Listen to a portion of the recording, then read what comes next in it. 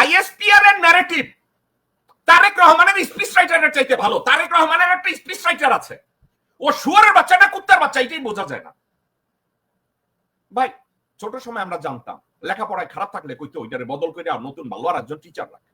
আর তারেক রহমান কয় মোর speech writer বোধাই আছে তো আছে। আমি ওইটা গত 16 বছরে ভারত পূজার নামে স্বাধীনতা বিক্রি করা হয়েছে, চেতনা বিক্রি করা হয়েছে, মুক্তিযুদ্ধ বিক্রি করা হয়েছে, মিথ্যাকে সত্য বানানো হয়েছে, অবিচারকে সুবিচার বানানো হয়েছে। এখন অনেকে বলবেন ভাই আপনি তো এগুলা বলেন, ultimately at the end of the day আমি বিএনপি কে বলছি ভাই সাহেব আমাকে অ্যালাউ করেন আমি যেন আপনার প্রশংসা করি। বিএনপি যদি আমাকে অ্যালাউ করে আমি তাদের প্রশংসা করব। ইভেন আওয়ামী লীগকে বলি আমি Awami League give me an opportunity to praise you, অর্থাৎ আমাদেরকে অ্যালাউ করেন আমি যেন আপনার একটু প্রশংসা করতে পারি। আমাকে সেই সুযোগ দেয়া হচ্ছে না।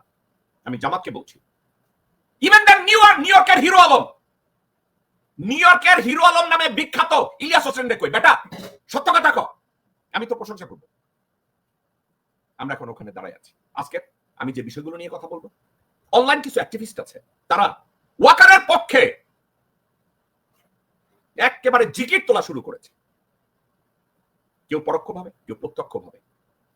আজকে এই প্রত্যক্ষ এবং পরোক্ষভাবে ডিজিএফআই এর বেতন নিয়ে যারা অ্যাক্টিভিস্ট তাদের 2-4 জনকে দেখা যাচ্ছে ডক্টর মোহাম্মদ ইউনূসের পাশে উপদেষ্টা হয়ে বসে গেছে। আমরা তাদেরকে নিয়ে একটু কথা বলবো। সেনাপ্রধান মীর জাফর ওয়াকারকে দেখেছি জরুরি অবস্থা জারির জন্য দরজায় দরজায় নক করছে, হাসিনা পাঠাচ্ছে, অজিত দোভাল পাঠাচ্ছে, কিন্তু কোন জায়গায় সফলতা আসছে কি আসছে না সেটা নিয়ে মুখ খুলছে না। কারণ আইএসপিআর এর কেউ তো বসে বসে একটা ন্যারেটিভ লিখে দিতে হবে। তো ওয়েল একটা কথা, আইএসপিআর এর ন্যারেটিভ তারেক রহমানের স্পিচ রাইটারের চাইতে ভালো। তারেক রহমানের একটা স্পিচ রাইটার আছে, ও শুয়ারের বাচ্চা না কুত্তার বাচ্চা এটাই বোঝা যায় না। ভাই ছোট সময় আমরা জানতাম লেখাপড়ায় খারাপ থাকলে কইতে ওইটারে বদল করে আর নতুন ভালো আর একজন টিচার রাখে। আর তারেক রহমান কয় মোর স্পিচ রাইটার বোধাই আছে তো আছে। আমি ওইটা অর্থাৎ কি জানেন, আপনারা সবাই জানেন না তারেক রহমান এক সময় নিজের বাবাকে মহানুভব বানানোর জন্য কইছে তার বাবার জামা কাইটা তারে জামা বানাইয়া দিছে, তার বাবার প্যান্ট কাইটা তারে বানাইয়া দিছে, তবু প্যান্ট আর জামা যেভাবে ছাড়ে না তারেক রহমানও তার দুর্নীতি ছাড়বে না। মনে মনে কইতেছে ওইটারে আমার ধরিয়া রাখতেই হবে। দর্শক বৃন্দ একজন বিখ্যাত মানুষ কল করছে, আপনারা আমাকে 1 সেকেন্ড সময় দিবেন।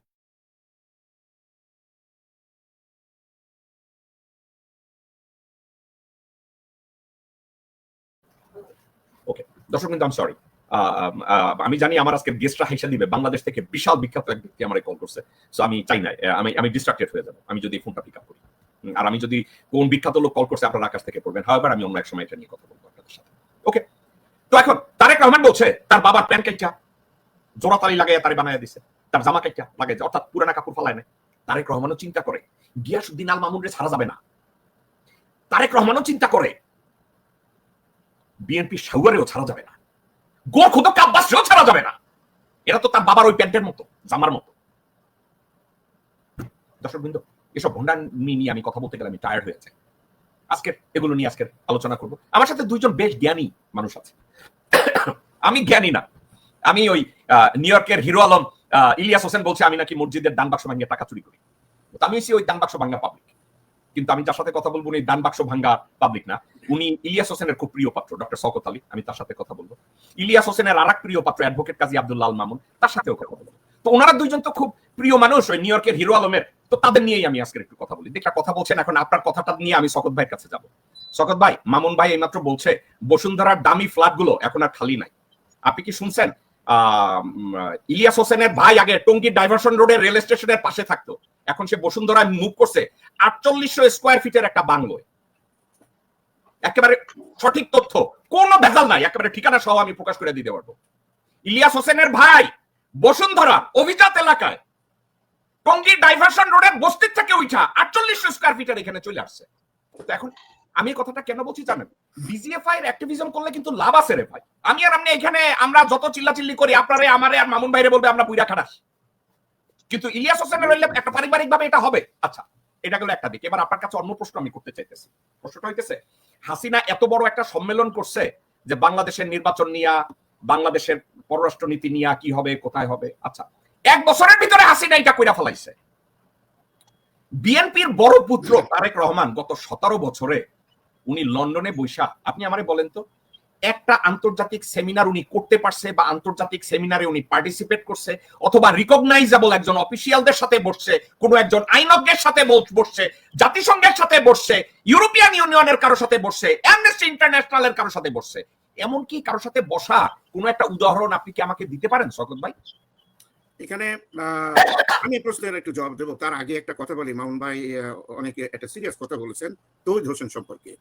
দেশে সরকার ক্ষমতায় আসে গত বছর আগস্টে খবরে, সেপ্টেম্বরে আসছে স্যার অধিবেশনে, জাতিসংঘ অধিবেশনে। এখানে আমি অনেকগুলো প্রশ্ন তুলেছি, যেহেতু আমি আমার খুব জানাশোনা মানুষ।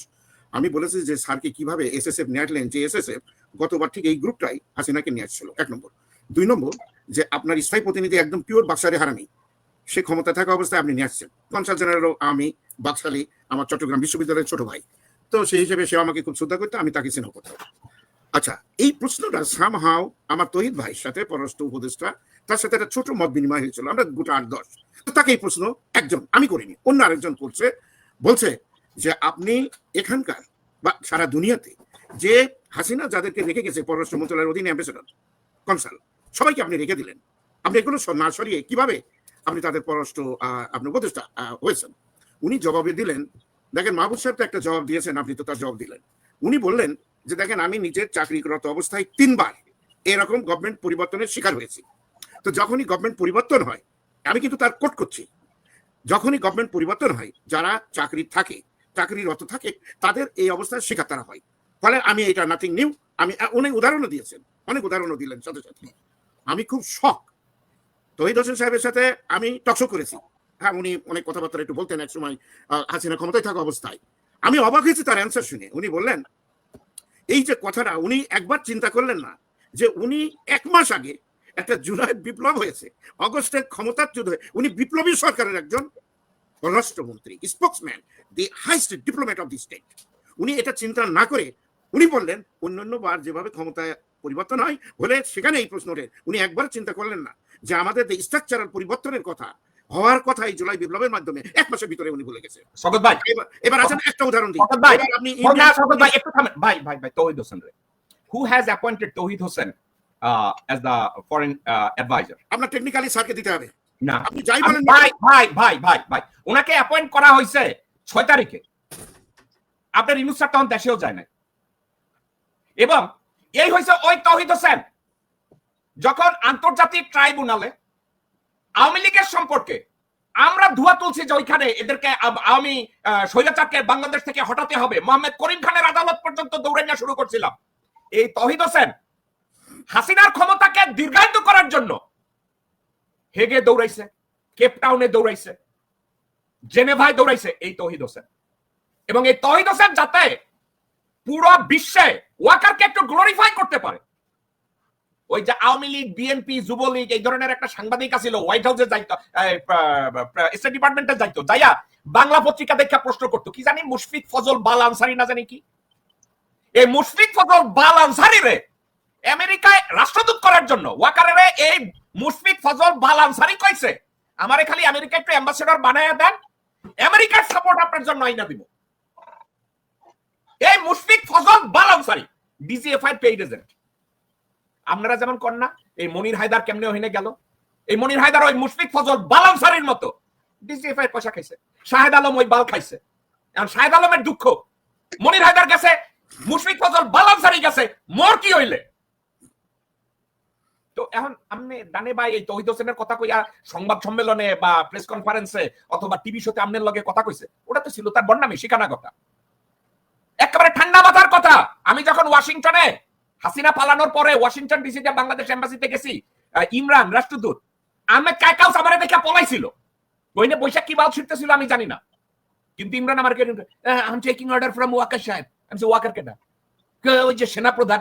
আমি এটা তো ইন্ডিয়ান দালাল, ওই কুত্তার রাস্তার কাছ থেকে আপনি অর্ডার নেন না? এখন আমি শুনেছি তৌহিদ স্যার আসবে, বুঝেন তো তৌহিদ স্যার কার প্রোডাক্ট? যেমন আমি আর আপনি এইখান থেকে যদি বলি ডক্টর শওকত আলী রে পররাষ্ট্র উপদেষ্টা বানানো হোক, ওটা তো হবে না। হ্যাঁ, সোট দরকার, তাদের ধর্ষক দরকার, তাদের ডাকাত দরকার, তাদের ভারতীয় দালাল দরকার, ওখানে ডক্টর শওকতের দরকার নাই। এবার বলেন শওকত সাহেব আপনি কি বলতেছিলেন? না এটা কারেক্ট, কিন্তু আমি একটা কথা বলি, আমি বেশি হতাশ না। আমি অনেক সময় বলি যে গণতন্ত্রের একটা প্রসব বেদনা আছে। আমরা মনে হয় একটা গণতান্ত্রিক প্রক্রিয়ার ফাইনাল পর্যায়ে, given the geopolitics and all those thing, আমরা মনে হয় একটা ফাইনাল পর্যায়ে যাওয়ার আগে ঘাত সংঘাত প্রতিঘাত, শিক্ষিত অশিক্ষিত, হ্যাভ হ্যাভ নটস, গরিব শ্রমিক মেহনতি মানুষের সাথে আমাদের একটা লড়াইয়ের দিকে আমরা এগিয়ে যাচ্ছি। আমি মনে করি উইথ ইলেকশন, উইদাউট ইলেকশন, আমি যে কথাটা বললাম এটাকে আপনি অ্যাভয়েড করার কোনো রকম যুক্তি নাই। আমার একটা আশা আছে মিল্টন ভাই, আপনি অনেক কথা বলেন, পার্সোনাল নাম টাম ধরেন, অনেক কিছু করেন, এখন this is the nature of your show, আমাদেরও ডাকেন। বিষয়টা হচ্ছে যে বর্তমান যে ছাত্র সমাজ, যেটা আমি তো 15 বছর ধরে এই টকশোর ভিতরে লাফালাফি দৌড়দৌড়ি করি, একজন ইকোনমিস্ট হিসেবে অনেক ব্যথা বেদনা ছিল, যাই হোক দেশেও যেতে পারিনি। একটা জিনিস আমি লক্ষ্য করছি, দেখেন কালকেও আপনার কে যেন বললো, এই সার্জিস তুই তো ছাত্রলীগের, এ হাসনাত আব্দুল্লাহ তুই তো ছাত্রলীগ করছিস, আরে নাহি তোর বাবা আওয়ামী লীগ করছে তুইও করছিস। এটা কিন্তু একটা ভালো জিনিস যে আপনার মামুন ভাই জানে আমরা ভাই ভাই করে বেড়াইছি, যে ভাই না বললে একটা প্লাকার্ড, মামুন ভাই একটা প্লাকার্ড নিতে পারতাম না ভাইয়ের অ্যাপ্রুভাল ছাড়া, আমি লিখতে পারবো না আমার ইচ্ছা মতো, ভাই পাস করবে রাত্রি আর বলবে যে তুই তুই তুই তুই অমুক যায় যাবে, ওর বাইরেই আমরা যাইনি। কিন্তু এইবার দেখেন আমাদের ছেলেপেলেরা, আমাদের নতুন জেনারেশন, ডোন্ট ফরগেট তারা 40%, কিন্তু এই ছেলেপেলেরা কোনো ভাই ছিল না, যে যার মতো উঠে দাঁড়িয়েছে। এর ভিতরে আওয়ামী লীগ আছে, জামাত আছে, মাদ্রাসা ছাত্র আছে, মিলিটারি সন্তান আছে, এই যে একটা সুন্দর যে কংগ্লামারেট যে অ্যাসেম্বল হয়েছে, আমি মনে করছি এইটা আপনি আর রোধ করতে পারবেন না। আপনি যদি ইলেকশন করেন, বিএনপি যদি ক্ষমতায়ও আসে, ধরেন বিএনপি মেজর পার্টি, আমার মনে হয় তাদের জন্য সমূহ বিপদ রয়ে গেছে। তাদের যেটা উচিত ছিল ইউনূস স্যারের কাঁধে বন্দুক রেখে আরো সময় দিয়ে সুন্দরভাবে একটা জাতীয় সরকার, স্যারকে নেতা বানিয়ে সমাধানের কিছুটা অংশ, এই সমাধান কিন্তু সহজ না সমাজে। আপনি যে মুহূর্তে আমি বলেছি নয়াদিল্লি, আপনি কথা বলছি, নয়াদিল্লিতে বাংলাদেশের ভাগ্য নির্ধারণ হচ্ছে, কারা জানেন? আন্তর্জাতিক royal agent, Indian think tank এবং বাংলাদেশের একটা থিঙ্ক ট্যাঙ্ক আছে, যারা এই চক্রের ভিতরে এক ঐক্যবদ্ধভাবে কাজ করছে, যে 1 বছরের ভিতরে তারা যে এভাবে অর্গানাইজ, এই অনুপরমাণু কিভাবে একসাথে হয়েছে, এটা আমি হাসিনাকে ক্রেডিট দেবই। উনি কি জন্য ফিরে আসবে মামুন ভাই? আপনি কি জন্য ফিরে আসবেন এদেশে? হাসিনা প্রচার করবেন, কোনো এজেন্ডা নাই। হাসিনা কেন সফল হচ্ছে জানেন? বিএনপির ব্যর্থতার জন্য এবং তারেক রহমানের অযোগ্যতা, তার জন্য। আমাকে আপনি এনসিপির প্রশংসা করছেন, আপনাকে আমি একটা কথা বলি, এনসিপি কে আমি কি কৃতিত্ব দেব একটু কথাটা শুনেন। এনসিপি যদি ওই সময় বাংলাদেশকে এই বৈষম্য বিরোধী ছাত্র আন্দোলনের মাধ্যমে হাসিনার পতন না ঘটাইতো, হায়াত মওত আল্লাহর হাতে, খালেদা জিয়া এতক্ষণে কবরে থাকতেন, খালেদা জিয়া এতক্ষণে মৃত্যুবরণ করতেন, ডক্টর মোহাম্মদ ইউনূস এতদিনে হাজতে থাকতেন। এখন আপনি বলবেন মির্জা ফাক হাজতে থাকতো না, গাবগাছ হাজতে থাকতো না, বিএনপি শাউয়া হাজতে থাকতো না, এটা ট্রু। কিন্তু বেগম জিয়া উনি মারা যাইতেন, প্রফেসর ইউনূস হাজতে থাকতেন। বিএনপি সারা জীবনে যদি কোনো কৃতজ্ঞতা জানাতে হয় তাহলে এনসিপি কে জানানো উচিত। কি জন্য জানেন? বিএনপির কর্মীরা, চতুর্থ এবং পঞ্চম লেভেলের নেতারা যেভাবে ধান খেতে পাট খেতে কষ্ট করছে, না খাইয়া থাকছে, হাজতে পয়সা মরছে, এখন সেই এনসিপির কাছে কৃতজ্ঞতা না দেখাইয়া রুমিন ফারহানা কয় হাসনাত আব্দুল্লাহ ক্যাডা, এইটা কয় রুমিন ফারহানা, এবং বিএনপির এক নেতা এনসিপির লোকজনদেরকে কি কয় জানেন? কুত্তার বাচ্চা। আমার কথা বিশ্বাস হয় না? এক সেকেন্ড এটা একটু দেখেন। সামনে কেউ কোনো গন্ডগোল করার সাহস পায় নাই, এই এনসিপির কুত্তার বাচ্চারা। তোমরা হিজড়ার মতো ভিতর পাশ থেকে গিয়ে তোমরা বিয়ে করো সামনে। এখন রুমিন ফারহানা যখন কয় হাসনাত আব্দুল্লাহ কেডা, আরে বুইয়া কয় এনসিপির কুত্তার বাচ্চারা। এরা কি হিন্দু না মালাউন, খ্রিস্টান না কুত্তার বাচ্চা, না মানুষ না বেঈমান? এই বিএনপি দলটা আসলে কি ভাই? যারা তাদের নেত্রীরে মুক্তি করার জন্য একটা আন্দোলন করতে পারে নাই, একটা হরতালের ডাক দিতে পারে নাই, নিজের নেত্রীর বাসার সামনে বালুর ট্রাক দিতে এই গোর্খদক আব্বাস সাহায্য করছে। 2015 সালে বিএনপি শাউয়া এবং আমির খসরু মাহমুদ সিদ্ধান্ত নিছে চিটাগংয়ে বেগম জিয়ার মুক্তির ব্যাপারে যেন আন্দোলন না হয়। আর এখন এনসিপির ছেলেপানরা হয়েছে তাদের দৃষ্টিতে কুত্তার বাচ্চা। আপনি এই মানসিকতাটার সাথে তো আর আমি পশ্চিমা কালচার আর পূর্ব কালচার কইতেছি না। এরা কি আসলে মানুষের পয়দা নাকি এদেরকে আপনি ডিফারেন্ট হইতে দেখেন? আমি জানি এর উত্তর আপনার কাছে নাই ডক্টর শওকত আলী, বাট তারপরে আপনি শিক্ষক মানুষ, আপনি আশাবাদী মানুষ, আপনি এদেরকে কোন ব্র্যান্ডে ফেলবেন? না, এটা আমি আপনার আরেকটা শোতে আমি বলেছি যে বিএনপি, যদি আপনি বিএনপি বলেন, তার প্রতিষ্ঠাতা শহীদ রাষ্ট্রপতি জিয়ার সাথে I was very young journalist, দৈনিক দেশের editorial staff, top of the top. তার সাথে চলাফেরা, খাওয়া, ওঠা বসা, তাকে দেখার সৌভাগ্য আমার হয়েছে, যদিও এই সময় তারই বিরোধী একটা ছাত্র বৈজ্ঞানিক ছাত্র লীগ বলা হতো, আমি সেই দলের সপক্ষেই আসলে গিয়েছি। আমার অর্থনৈতিক ব্যাকগ্রাউন্ডের কারণে আমাকে হায়ার করা হয়েছিল। আমি সেখানে যে কনভিন্স হয়েছি, তারপর থেকে আমি শহীদ রাষ্ট্রপতি জিয়ার পক্ষে কথা বলি। তার নীতি নিয়ম যদি এখন তারা ফলো না করে, তাহলে তাদের কপালে ঠিক আওয়ামী লীগ যেভাবে গেছে এইভাবেই কিন্তু তাদের যেতে হবে। আমার কোনো সন্দেহ ভাই, আওয়ামী লীগ 16 বছর খাইছে, বিএনপি 16 মাসও খাবে না, পারবে না। তাদেরকে পাছায় আগুন জ্বালায়া খাদাবে। Correct correct correct. তো এটা যদি তারা না বোঝে, তাদের নেতৃত্ব তারা যদি এখন না বোঝে, তাহলে তাদের জন্য সমূহ বিপদ এবং অন্য কোনো দল বা ইয়ে আসবে। তবে আমি যে কথা বলছি একজন অর্থনীতিবিদ হিসেবে, লোক, আমাদের দেশটা কিন্তু খুব সুন্দর। আমাদের মানুষ যারা দেশে বিদেশে যারা যে টকশই করুক, যেভাবেই বলুক, তারা এক্সপ্রেস করে তাদের ওপিনিয়ন। ভালো মন্দ তো হবেই, সেখানে আমরা এক একজন এক রকম কথাবার্তা বলতে পারি। আমি মনে করি আমার বিদেশ থেকে যেসব ভাইগুলো যারা কষ্ট করে এই কাজগুলো করে যাচ্ছে, আমি তাদেরকে সাপোর্ট করি প্রত্যেকেরই, এবং জাতীয় স্বাধীনতার সপক্ষে, সর্বমতের সপক্ষে তারা এটা কন্টিনিউ করবে। এবং তারা অতন্ত্র প্রহরী হিসেবে আফটার ইলেকশন যারা খাবে, যে কথা আপনি বলছেন যে তারা খাওয়ার জন্য রেডি হচ্ছে, তো তাদের বিরুদ্ধে তো আমাদের বলার কিছু আছে। কারণ আমাদের বাপ বড় না, আমার শিক্ষক বড় না, আমাদের কাছে আমাদের ল্যান্ড হচ্ছে প্রমিস ল্যান্ড, তো আমরা কিন্তু গিভ আপ করবো না। আমার আশা কথাটা মিটন ভাই, আমি একটু শেষ করি। আমরা কিন্তু দেখেন, আমরা কিন্তু $500 ট্রিলিয়ন আমাদের জিডিপি, কিন্তু দুনিয়ার যে কোনো, আপনি আশেপাশে যে কোনো দেশের তুলনায় $450 বিলিয়ন জিডিপি। আমরা যেভাবেই হোক অ্যাক্রস দি বোর্ড, আপনি সব গভর্নমেন্টকে আমি কিছু ক্রেডিট দেওয়া জানি ইকোনমিস্ট, যে আমরা কিন্তু 450 বিলিয়ন, আমাদের হাতে কিন্তু একটা বিরাট অর্থনৈতিক শক্তি আছে। আমরা যদি এইটাকে কাজে লাগাতে পারি, তাহলে কিন্তু আমাদের দেশটা কিন্তু সোনার দিয়ে ভরা আমরা করতে পারবো। আমাদের বিদেশেও থাকার দরকার নাই। মানে আমরা যদি এই ধরনের ক্রিয়েটিভ, আমাদের দেশে সবই আছে। আনফরচুনেটলি বিপ্লবী সরকারের কাছে আমরা যেটা চেয়েছি, আমরা ব্যর্থ হয়েছি। আমি আশা করি যে ভবিষ্যতে সরকার যদি আবার ব্যর্থ হয়, তাহলে সেটা, ভাই, ইটালির সরকার তো 5-7 পতন হয়েছে, আপনি দেখেছেন। ফ্রান্সের মামুন ভাই থাকে, ব্রিটিশ হয়েছে। আমাদের যদি 4-5টা সরকার পরপর পতন হয়, আমাদের কিছু যায় আসে না। আমরা থামেন না রে ভাই, আমি একটু শুনেন। আপনি ইটালির সরকারের কথা কইছেন, এবার আমি আপনার ইটালির সরকার দিয়ে আপনার একটু উদাহরণ দেই, আপনি যদি বুঝেন। ইটালির বিখ্যাত একজন ধনকুবের, তার শখ হইল সরকার প্রধান হবে। তার নাম ছিল সিলভিও বার্লুসকোনি।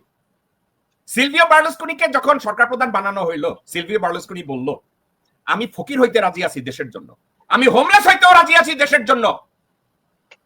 এইটা হইতেছে একজন দেশপ্রেমিকের বহিঃপ্রকাশ। আর বাংলাদেশের সালমান রহমান কয়, আমি হাসিনার দেশে সব খাই, আমি বাকি থাকবো কেন? আমি দেশের সব সম্পদ লইয়া ভারতে পারি জমাবো। উনি আগস্টের 5 তারিখে 10,000 কোটি টাকা ব্যাংক থেকে নিয়েছিলেন। এখন আচ্ছা ভাই, এখন আমি আপনার কথায় অন্য কথায় যাই, আমি শোটা শেষ করব। এই ওয়াকারের আশীর্বাদ পাওয়ার জন্য অনলাইন অ্যাক্টিভিস্টদের বহু লোকজন ঢাকায় দৌড়াইছে। তার ভিতরে একজন আছে সাইফুর সাগর। ঢাকায় যাইয়া বাক্স বানাইছে, একটা জায়গা জোগা গুছাই গাছাইয়া বসছে। সাইফুর সাগর ওইনে ডিজিএফআই তারে বসায় দিছে একেবারে সিকিউর অবস্থায়। আমি বহুবার টকশো করেছি তার সাথে। আচ্ছা, আপনি যাবেন না, আপনি তো যান, আপনারা কেউ উপদেশ দিতে চায় না, এরপর আপনি উপদেশ দিবেন। গেল সাইফুর সাগর। এখন এর লগে আবার যোগ দিছে নাগরিক টিভি টিটুর রহমান, হ্যাঁ দেশে গেছে। জোল খাওয়া হ্যাঁ একটু দরকার না? আপনার বন্ধু, আমার বন্ধু খানো, আমার ভাই, হ্যাঁ দেশে গেছে, আমার ভাই গেছে একটু জোল চাটার জন্য। কারণ বাকি আছে কেডা, ওই কি জানি একটা টেবিল টক কি হাসিনা নামে আলাদা লন্ডন, আচ্ছা কি এক বালছল আছে না, আমি বহুবার গিয়েছি। সারা বাইরে থেকে শুরু করছে। ভালো মানুষ। আচ্ছা, ভালো মানুষ মানে একেবারে ফেরেশতার অপরপিঠ। কি আর বলবো। আচ্ছা, আবার নিউ ইয়র্কেও জামাতের একটা ফ্যাসাদ পড়া এক সেরি বসে, হ্যাঁ নাম আবার ক্রিসিলা না ত্রিশুল, এও এক বালছল আছে। সব ডিজিএফআই সুন্দর করে এদেরকে বসাইছে। একটা বাচ্চা মেয়ে। ভাই আমি একটা কথা কই, আমি বাচ্চা মেয়ে আর বড় মেয়ের কথা কই না। একটা হইছে ছোট বেশ্যা আর একটা হইছে পরিণত বেশ্যা। দরকার নেই। ওকে, এখন আমি একটা কথা আজকে শেষ করতে চাই। তো আপনি আর এই অ্যাডভোকেট মামুন এই বিদেশে থাকি কেন? আমরা ওয়াকারের পিছনে লাইন ধরার জন্য বাংলাদেশে যাব কিনা? আপনার এটা মনে হয় কিনা যে আমাদের যাওয়া দরকার? না, আপনি কেন এটা বলবেন? Why you said that? আপনার বাংলা শুনেন মিল্টন ভাই, আপনি যাই বলেন, আমি দেখেছি বিএনপির ভিতরে ত্যাগী কর্মীর অভাব নাই। পাইনি। আওয়ামী লীগের ভিতরে এসব নাও এমন লোক আছে, কিচ্ছু চাইনি, কিছু পাইওনি। তার আশেপাশের লোকের অনেক বড় হয়ে গেছে। আপনি যে ওয়াকারের কথা বললেন, আপনি দেখেন আমাদের সেনাবাহিনীটা পুরো সিলেবাসটা লেখা হয়েছে দিল্লি থেকে, কারিকুলাম লেখা হয়েছে 7 বছর আগে। এই নিয়ে কত যে আমি বলেছি, ইউনিভার্সিটির কারিকুলাম গুলো আসছে বিদেশ থেকে। ভাই, আপনি এই কারণে বর্তমান যে সরকার ছিল, তাদের যে আমাদের ধারণা ছিল এটা রিভলিউশনারি গভর্নমেন্ট, এটা অনেক কিছু তারা শুরু করতে পারতো, শেষ করার দরকার ছিল না। আনফরচুনেটলি এগুলো কিচ্ছু হয়নি বলে আমার খুব ভয় হচ্ছে যে আগামী যদি নির্বাচিত কোনো সরকার হয়, then we are in big problem. Okay সগত ভাই, আমি আপনার কাছে আসছি। অ্যাডভোকেট মামুন, আমি একটা সাবজেক্ট আমি এড়ায় গেছি এতক্ষণ, আর না ওই সাবজেক্ট এখন একটু টানা দরকার। হঠাৎ করে ইকবাল করিম ভুইয়া নামে একজন ভারতীয় তল্পি বাহক আছে, তারে ইদানিং গ্লোরিফাই করার জন্য অনলাইন অ্যাক্টিভিস্টরা খুব লম্ফজম্প শুরু করছে। এই ইকবাল করিম ভুইয়া হইছে ওই বস্তু যে ভারতরে আগে বাংলাদেশ আর্মি বলতো ওল্ফ ল্যান্ড, এখন ওই ওল্ফ ল্যান্ডে ফ্লাওয়ার ল্যান্ড বানানোর ইনভেন্টর হয়েছে এই ইকবাল করিম ভুইয়া। বাংলাদেশ মিলিটারি একাডেমিতে ভারতীয় পতাকা টানাইছে এই ইকবাল করিম ভুইয়া। বাংলাদেশ মিলিটারি একাডেমিতে ইনস্ট্রাক্টর ঢুকাইছে ভারতীয় এই Iqbal Karim Bhuiyan. Military science and technology, ওটা বলে মিস্ট বলে না জানি কি বলে, ওইখানে ভারতীয় ইনস্ট্রাক্টর ঢুকাইছে ইকবাল করিম ভুইয়া। ইদানিং ইকবাল করিম ভুইয়ারে নিয়া বেশ গ্লোরিফাই করা হইতেছে। আমার কাছে বলা হয়েছে যে জাহাঙ্গীর আর ক্যাপাবল না, ওই জাহাঙ্গীর আলম স্বরাষ্ট্র উপদেষ্টা, আডুবাঙ্গা ঠ্যাঙ্গা আলা যে উপদেষ্টা আছে, এই ইকবাল করিম ভুইয়ারে গ্লোরিফাই করা হইতেছে।